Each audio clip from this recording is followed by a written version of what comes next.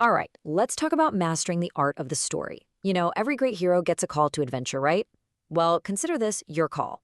Because in this explainer, we're going to break down storytelling into a powerful, crucial skill that you can actually use.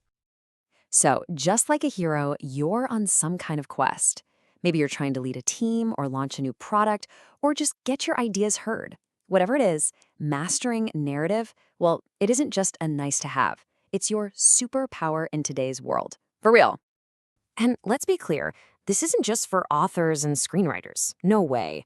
This is the core skill for marketers who are trying to build a real connection, for leaders who need to inspire people, for entrepreneurs. You get the idea. It's fundamentally how we make sense of everything around us and get others to come along for the ride. And if you boil all of storytelling down, I mean all of it, you get this one universal truth. This little phrase is the law that supports every single compelling tale ever told. Without a problem, without some kind of struggle, you don't have a story. You just have, well, a situation.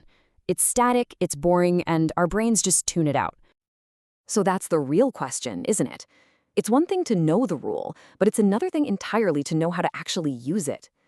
This is the secret right here, the thing that turns a boring list of events into a narrative that grabs an audience and just doesn't let go.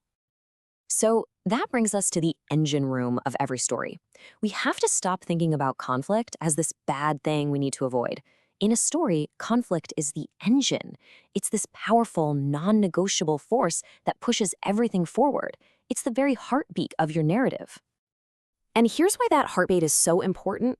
Conflict is what creates tension, and tension is what hooks us. It's that gap between what a character wants and all the stuff, internal, external, you name it, that's standing in their way.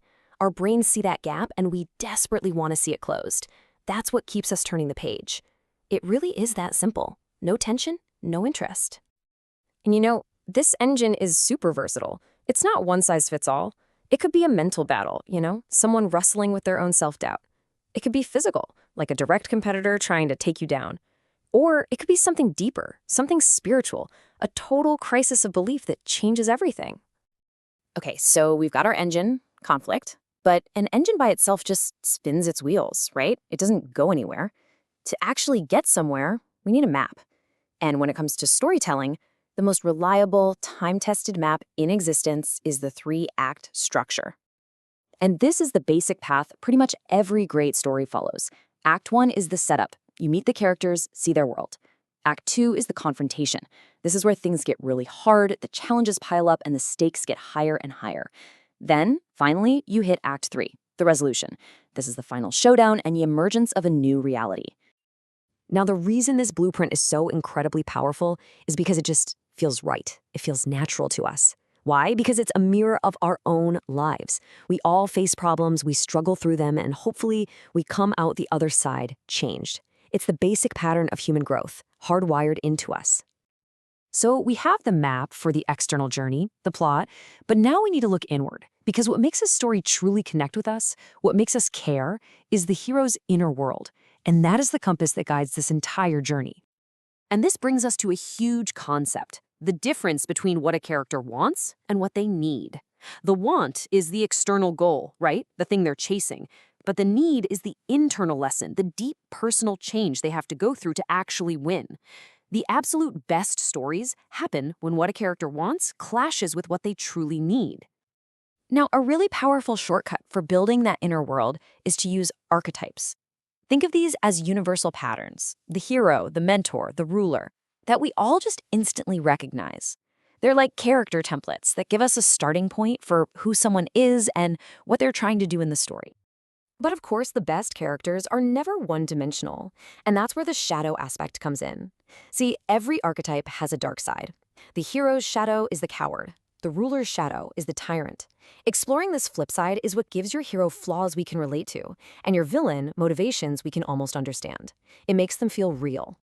Okay, we're on the home stretch now. We've got our engine, we've got our map, and we've got our compass.